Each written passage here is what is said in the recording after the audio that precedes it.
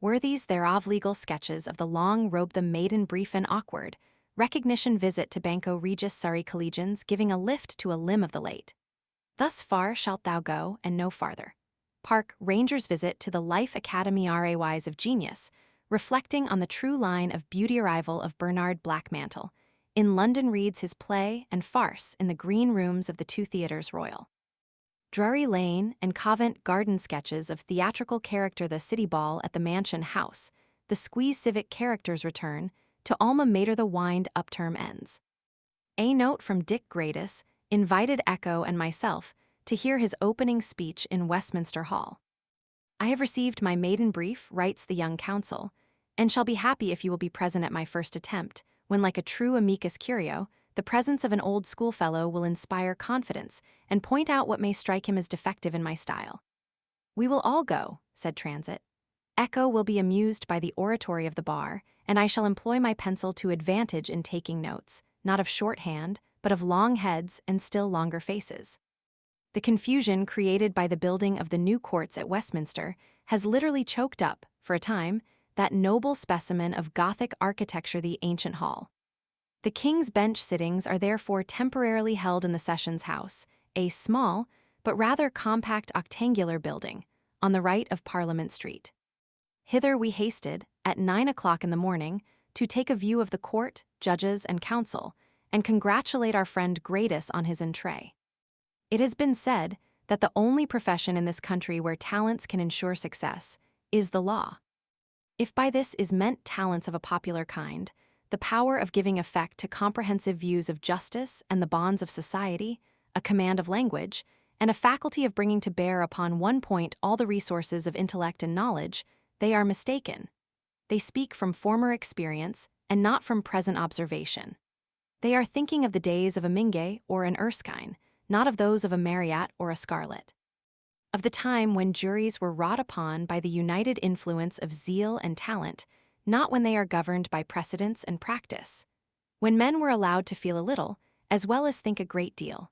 When the now common phrase of possessing the ear of the court was not understood, and the tactician and the bully were unknown to the bar.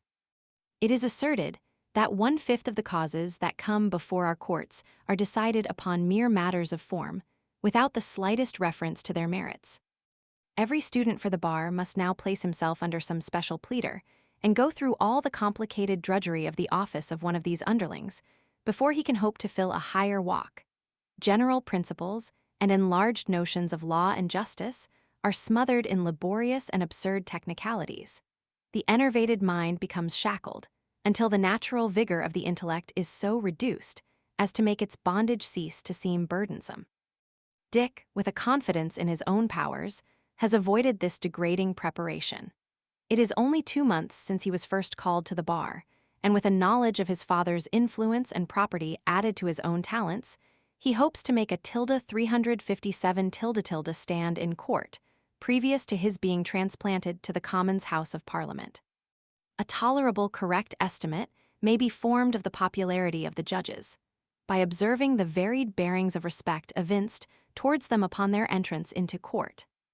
Mr. Justice Best came first, bending nearly double under a painful infirmity, and was received by a cold and ceremonious rising of the bar.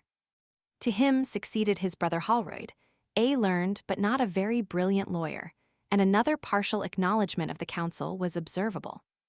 Then entered the Chief Justice, Sir Charles Abbot, with more of dignity in his carriage than either of the preceding, and a countenance finely expressive of serenity and comprehensive faculties. His welcome was of a more general, and, I may add, genial nature, for his judicial virtues have much endeared him to the profession and the public. But the universal acknowledgment of the bar, the jury, and the reporters for the public press, who generally occupy the student's box, was reserved for Mr. Justice Bailey, upon whose entrance all in court appeared to rise with one accord to pay a tribute of respect to this very distinguished, just, and learned man. All this might have been accidental, you will say, but it was in such strict accordance with my own feelings and popular opinion besides, that, however invidious it may appear, I cannot resist the placing it upon record. To return to the Chief Justice. He is considered a man of strong and piercing intellect, penetrating at once to the bottom of a cause, when others, even the counsel, are very often only upon the surface. His intuition in this respect is proverbial, and hence much of the valuable time of the court is saved upon preliminary or immaterial points. Added to which, he is an excellent lawyer, shrewd, clear, and forcible in his delivery, very firm in his judgments, and mild in his 358 language, with a patient command of temper and continued appearance of good humor that adds much to his dignity and increases public veneration. That he has been the architect of his own elevation is much to be applauded, and it is equally honorable to the state to acknowledge that he is more indebted to his great talents and his legal knowledge for his present situation than to any personal influence of great interest one. Of him it may be justly said, he hath a piercing wit quite void of ostentation, high-erected thoughts seated in a heart of courtesy, an eloquence as sweet in the uttering as slow to come to the uttering. Sir P. Sidney's Arcadia. It was Dick Gradis's good luck to be opposed to Scarlett in a case of libel, where the latter was for the defendant. Of all men else at the bar, I know of no one whom I so much wish to encounter, said Gradis. His irritable temper, negligence in reading his briefs, and consummate ignorance in anything beyond term reports, renders him an easy conquest to a quiet, learned, and comprehensive mind. The two former are qualifications Gradis possesses in a very superior degree, and he proved he was in no wise deficient in his opponent's great requisite. I suppose we must call it confidence, but another phrase would be more significant. Scarlett is a great tactician, and in defending his client never hesitates to take. One we hear that an allusion in page 359 of this work has been supposed to relate to a near relative of the respected Chief Justice. If it bears any similitude, it is the effect of accident alone, the portrait being drawn for another and a very different person, as the reference to altitude might have shown. 2. See the castigation he received in the Courier of Friday. Dec. 10, 1824, for his total ignorance of the common terms of art. That trick of courts to wear silk at the cost of flattery. James Shirley's poems. 359, what I should consider the most unfair, as they are ungentlemanly advantages. But there be they that use men's writings like brute beasts, to make them draw which way they list. T. Nash's Lenten Stuff, 1599.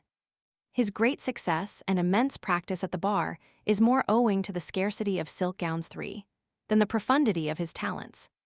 The perpetual simper that plays upon his ruby countenance, when finessing with a jury, has, no doubt, its artful effect, although it is as foreign to the true feelings of the man as the malicious grin of the malignant satirist would be to generosity and true genius. Of his oratory, the aureum flumen orationis is certainly not his, and if he begins a sentence well, he seldom arrives at the conclusion on the same level. He is always most happy in a reply, when he can trick his adversary by making an abusive speech and calling no witnesses to prove his assertions. Our friend Gradis obtained a verdict, and after it the congratulations of the court and bar, with whom Scarlett is, from his superciliousness, no great favorite. Owen Feltham, in his Resolves, well says that arrogance is a weed that ever grows upon a dunghill. 4. The contrast between Scarlett and his great opponent, Mr. Sergeant Copley. 3. Generally speaking, the management of 2/3 of the business of the court is entrusted to 4 silk gowns, and about twice as many worsted robes behind the bar. 4. An impromptu written in the Court of King's Bench during a recent trial for libel. The learned pig. My learned friend, the showman cries, the pig assents the showman lies. So counsel oft address a brother in flattering lie to one another, calling their friend some legal varlet, who lies and bullies till he's scarlet. The present Attorney General is a strong proof of the truth of this quotation. To a systematic and profound knowledge of the law, this gentleman unites a mind richly stored with all the advantages of a liberal education and extensive reading, not merely confined to the dry pursuit in which he is engaged, but branching forth into the most luxuriant and highly cultivated fields of science and the arts. On this account, he shines with peculiar brightness at Nisi Prius, and is as much above the former in the powers of his mind and splendor of his oratory, as he is superior to the presumptuousness of Scarlett's vulgarity. Mr. Marryat is said to possess an excellent knowledge of the heavy business of his profession, and it must be admitted that his full, round, heavy-looking countenance and still heavier attempts at wit and humor admirably suit the man to his peculiar manner. After all, he is a most persevering counsel, not deficient in good sense, and always distinguished by great zeal for his client's interests. Mr. Gurney is a steady, painstaking advocate, considered by the profession as a tolerable criminal lawyer, but never affecting any very learned arguments in affairs of principles or precedents.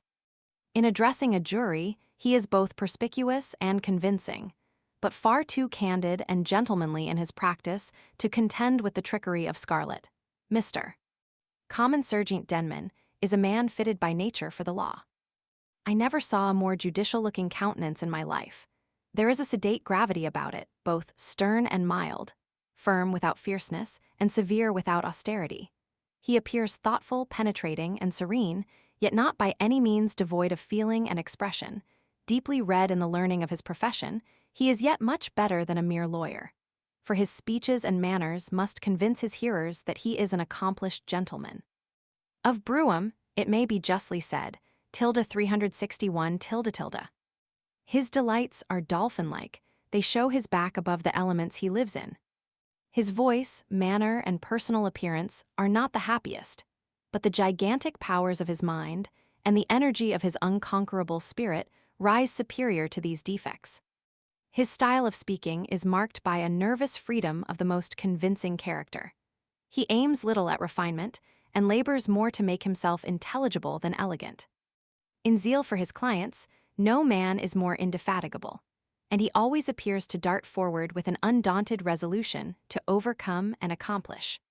But here I must stop sketching characters and refer you to a very able representation of the court, the bar, and jury, by our friend Transit, in which are accurate likenesses of all I have previously named, and also of the following worthies Messrs. Rain, Pollock, Ashworth, Courtney, Starkey, Williams, Park, Roch, Pyatt, Patterson, Raper, Brown, Lawrence, and Whatley, to which are added some whom.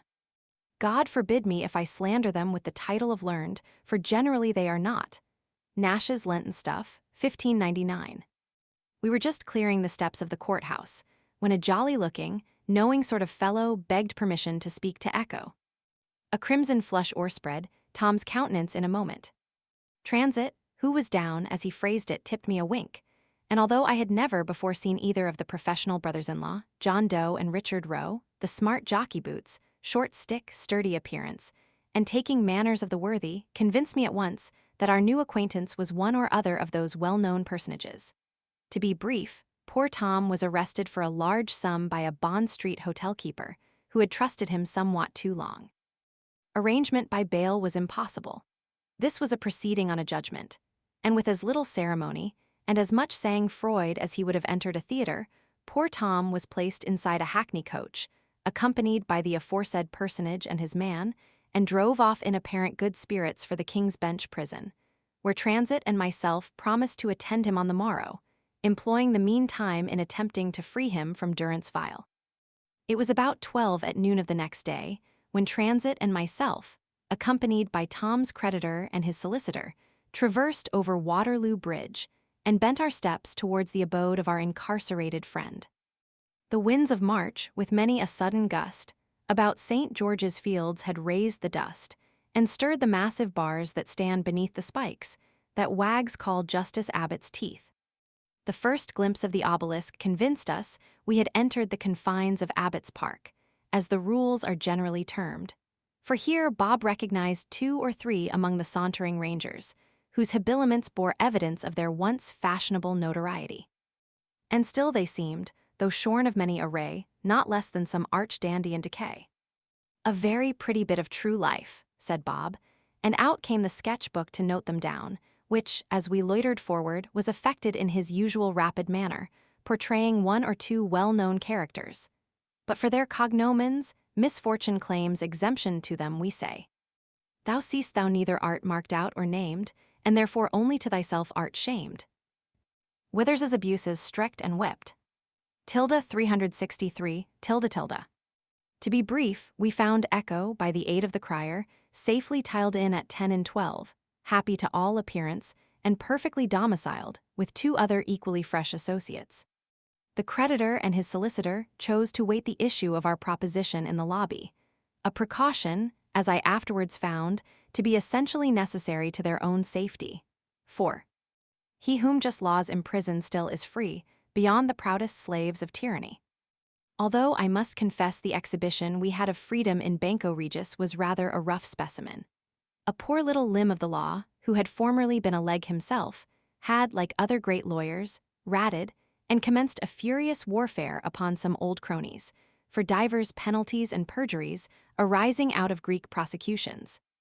Too eager to draw the blunt, he had been inveigled into the interior of the prison, and there, after undergoing a most delightful pumping upon, was rough-dried by being tossed in a blanket sea-plate.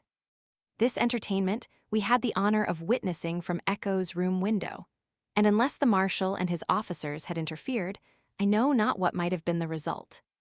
A very few words sufficed to convince Tom of the necessity of yielding to his creditor's wishes.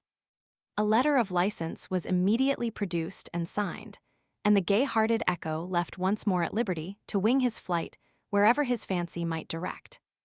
On our road home, it was no trifling amusement to hear him relate the customs of the place, the manners of its mingled populace, the lavish waste, the riot and excess neighbored by famine and the worst distress, the decent few that keep their own respect, and the contagion of the place reject, the many, who, when once the lobby's passed, away forever all decorum cast, and think the walls too solid and too high to let the world behold their infamy. Ever on the alert for novelty, we hopped into and dined at the Coal Hole Tavern in the Strand, certainly one of the best and cheapest ordinaries in London, and the society not of the meanest. Rhodes himself is a punster and a poet, sings a good song, and sells the best of wine. And what renders mine host more estimable is the superior manners of the man. Here was congregated together a mixed but truly merry company, composed of actors, authors, reporters, clerks in public departments, and half-pay officers, full of whim, wit, and eccentricity, which, when the mantling bowl had circulated, did often set the table in a roar. In the evening, Transit proposed to us a visit to the Life Academy, Somerset House, where he was an admitted student, but on trying the experiment was not able to effect our introduction. You must therefore be content with 365 his sketch of the true sublime, in which he has contrived to introduce the portraits of several well-known academicians. See plate. Thus far Horatio Hartley had written, when the unexpected appearance of Bernard Blackmantle in London cut short the thread of his narrative. "Where now, madcap?" said the sincere friend of his heart. "What unaccountable circumstance can have brought you to the village in term and out of vacation?" "A very uncommon affair, indeed, for a young author, I assure you. I have had the good fortune to receive a notice from the managers of the 2 theatres royal that my play is accepted at Covent Garden and my farce at Drury Lane, and am come up post-haste to read them in the Green Rooms tomorrow and take the town by storm before the end of the next month." "It is a dangerous experiment," said Horatio. "I know it," replied the fearless Bernard, "but he who fears danger will never march on to fortune or to victory. I am sure I have a sincere friend in Charles Kemble, if managerial influence can ensure the success of my play. And I have cast my farce so strong that even with all Elliston's mismanagement, it cannot well fail of making a hit. Nil desperandum is my motto, so a truce with your friendly forebodings of doubts and fears and critics' scratches, for I am determined to seek the bubble reputation even in the cannon's mouth." Thus ended the colloquy, and on the morning of the morrow Bernard was introduced, in due form, to the dramatis personae of the Theatre Royal, Covent Garden, see plate. There is as much difference between the rival companies of the 2 patent theatres as there is between the habits and conduct of the managers. In Covent Garden, the gentlemanly manners of Charles Kemble, and his amiable desire to make all happy around him, has imparted something of a kindred feeling to the 366 performers. And hence, Assisted by the friendly ancient faucet, the whole of the establishment has all the united family feeling of a little commonwealth, struggling to secure its independence and popularity. Here Bernard's reception was everything a young author could wish. Kind attention from the company and considerative hints for the improvement of his play, accompanied with the good wishes of all for its success, left an impression of gratitude upon the mind of the young author that gave fresh inspiration to his talents and increased his confidence in his own abilities. At Drury Lane, the case was far otherwise, and the want of that friendly attention which distinguished the rival company proved very embarrassing to the early buddings of dramatic genius.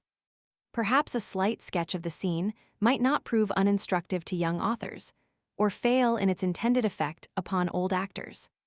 Reader, imagine Bernard Blackmantle, an enthusiastic and eccentric child of genius, seated at the green room table, reading his musical farce to the surrounding company, and then judge what must be the effect of the following little scene. Program: Bernard Blackmantle reading, Mr. Elliston speaking to Spring, the box office keeper, and Mr. Winston in a passion at the door with the master carpenter, Mr. Knight favoring the author with a few new ideas, and the whole company engaged in the most amusing way, making side speeches to one another, see plate. DOWTON. Gad, renounce me little Valoristidi annoying.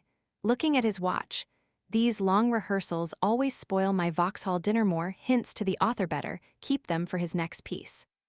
Tilde 367, tilde Munden, sputtering.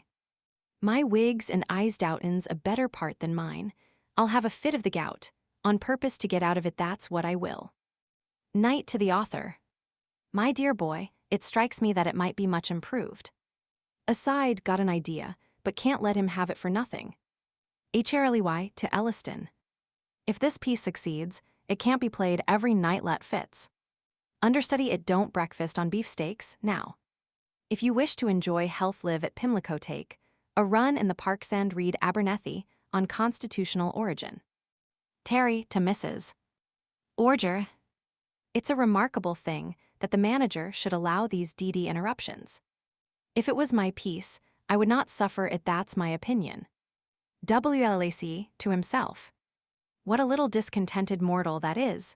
It's the best part in the piece, and he wishes it made still better. ELLISTON, awakening.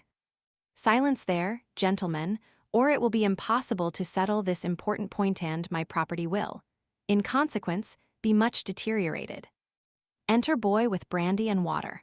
Proceed, sir, to author after a sip, very spirited indeed. Enter Sam. Spring touching his hat. Spring. Underline a special desire, sir, next week. Elliston. No, Sam, I fear our special desires are nearly threadbare. Prompter's boy calling in at the door. Mr. Octavius Clark would be glad to speak with Mr. Elliston. ELLISTON. He be D-Day. Silence that noise between Messrs. Winston and Bunend turn out Waterloo Tom. Madame VSDRIS. My dear Elliston, do you mean to keep us here all day? Tilde 368, tilde Elliston, whispering. I had rather keep you all night, Madame. SHRWIN to G. Smith. I wish it may be true that one of our comedians is going to the other house.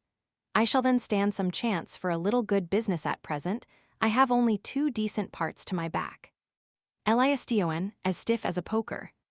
If I pass an opinion, I must have an increase of salary. I never unbend on these occasions. Mrs. ORGER to the author. This part is not so good as Sally Maggs. I must take my friend's opinion in the city. Miss Stevens laughing. I shall only sing 1 stanza of this ballad, it's too sentimental. Miss SMITHSON, aside, but loud enough for the manager to hear. Ton my honor, Mr. Elliston never casts me anything but the sentimental dolls and la ladies. G. Smith in a full bass voice. Nor me anything but the rough cottagers and banditti men, but never mind, my bass solo will do the trick. GATTIE, yawning. I wish it was 12 o'clock, for I'm half asleep, and I've made a vow never to take snuff before 12. If you don't believe me, ask Mrs. J. After the hit I made in Monsieur Tonson, it's D.D. hard they don't write more Frenchmen. Madame Viestiris. Mr. Author, can't you make this a breeches part?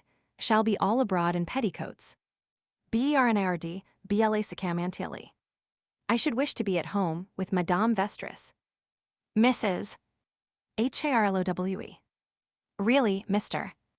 Author, this part of mine is a mere clods, wife nothing like so good as Dame Ashfield. Could not you introduce a supper scene? At length silence is once more obtained.